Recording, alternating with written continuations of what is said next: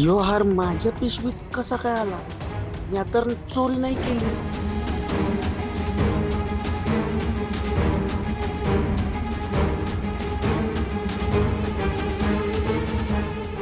मी जे करायला चाललोय ते चुकीचं आहे, पण त्यांच्या माणसांची नजर माझ्यावर असेल. त्यांना वाटावं का मी चोरी केली म्हणून मला बंगल्याबाहेर निघावंच लागल. पण काही झालं तरी या घरात मी कवाच चोरी करणार नाही.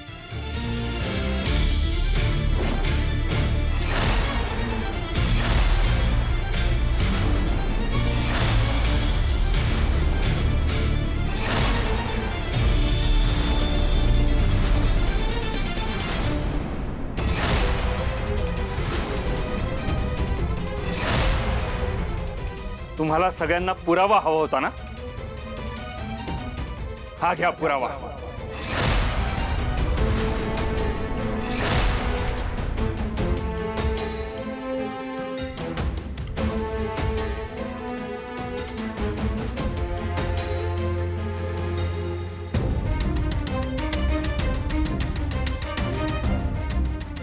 शुभंकर बघा, तुझ्या इमानदार बापाची ही इमानदारी.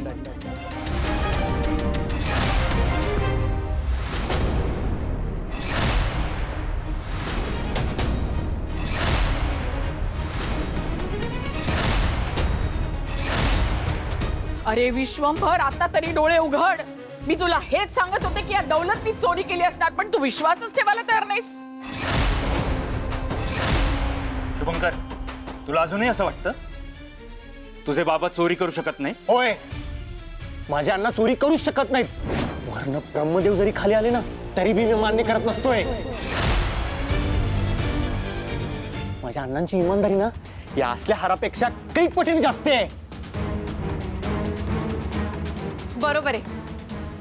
अहो बाबा, शुभूचे बाबा त्यांच्या जीवापेक्षा जास्त तुमची प्रतिष्ठा जपतात. मला नाही वाटत ते असं काही करतील. मला वाटतं हा सगळा काहीतरी गैरसमज आहे. जरा लाज बाळगा. तुझ्या बापाच्या पिशवीतून चोरी केलेला हार सापडलाय आणि तू म्हणतोस की तुझ्या बापाने चोरी केली नाही म्हणून. अरे पोलीस आणि सिक्युरिटीवर विश्वास नाही का तुमचा? काय दौलतराव, काय म्हणतात मॅडम? आहे काही उत्तर? साहेबांच्या घरात राहून साहेबांच्याच घरात दरोडा टाकायला लाज नाही वाटली तुम्हाला?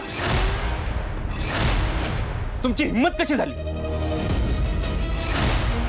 तुम्हाला वाटलं तुम्ही चोरी कराल आणि ती पचवाल, पण खूप मोठा हात मारण्याचा प्लॅन केला तुम्ही, पण तो यशस्वी झाला नाही. आणि जोपर्यंत मी आहे ना इथे, तोपर्यंत तुमच्यासारख्या चोरांचा हा प्लॅन यशस्वी होऊ सुद्धा देणार नाही. अहो खरंच सांगतोय साहेब, मी चोरी नाही केलेली. त्या हाराला हात बी नाही लावला म्या. अहो काय खोटं बोलताय तुम्ही? आता तुमच्या पिशवीतून मीच हार काढला ना. होय साहेब, मी खरं बोलतोय, पण मी चोरी नाही केलेली. एक नंबरचा खोटारडा माणूस आहे हा. मला तर वाटतं की आपल्या घरात कोणीतरी ह्याला चोरी करताना नक्की पाहिलंय, पण भीतीने कोणी पुढे येत नाहीये.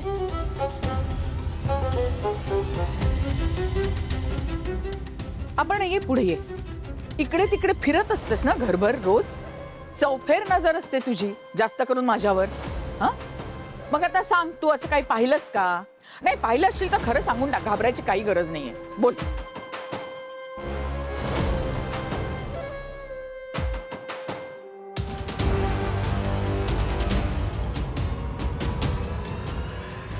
हो,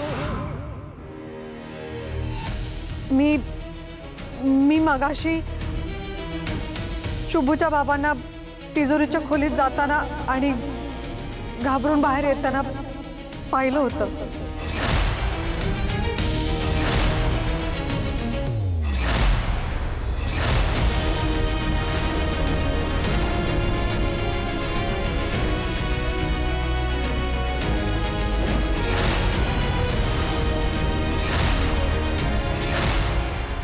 सर, हे बघा CCTV फुटेज.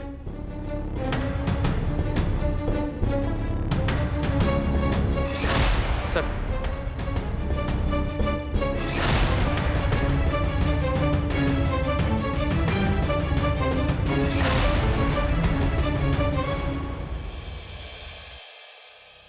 ए स्वीटे, माझ्या पोटात की नाही बागबुक करायला लागले. त्या दौलतने तो हार चोरला असेल का नसल, आपला प्लॅन यशस्वी झाला असेल का नसल, मला काय चैन पडा माहितीये का तुला? छे, ती चैन पडल. दमन जरा, मी काय सांगाल? अलकनंदा मॅडमला फोन करून बघा की. नाही, तिथं अंदाज बांधण्यापेक्षा तिथं काय चालू आहे ते कळलं लगेच. डोसका तुला पर 200च्या स्पीडनी पळतय की. करेक्ट बोलली. फोन लावतो आपल्या अलकनंदा मॅडम्सनी.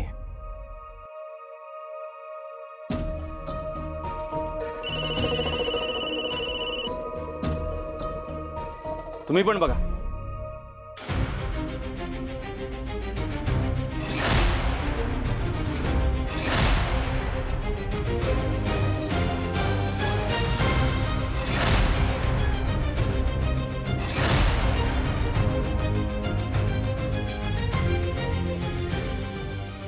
हा विक्रम बोला. काय झालं ते हाराचं? दौलतनी चोरला की नाही हार त्यो? दौलतनी चोरी केलीये, त्याला पोलीस पकडतायत. आता घेऊन जातील पोलीस स्टेशनला आणि तिकडून डायरेक्ट जेल.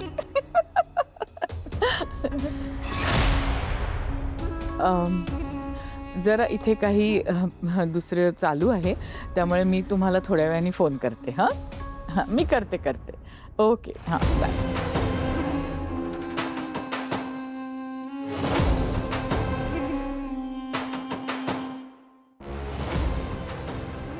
चोरला म्हणे हार. एक नंबर.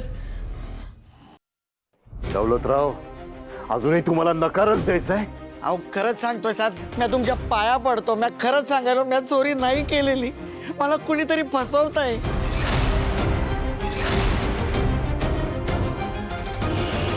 आता काय करायला? उठा. ए, एवढे पुरावे तुझ्या तोंडावर मारले तरी खोटं बोलतोयस? हा, जीभ कशी झडत नाही तुझी? अला, खोटारडा कुठला?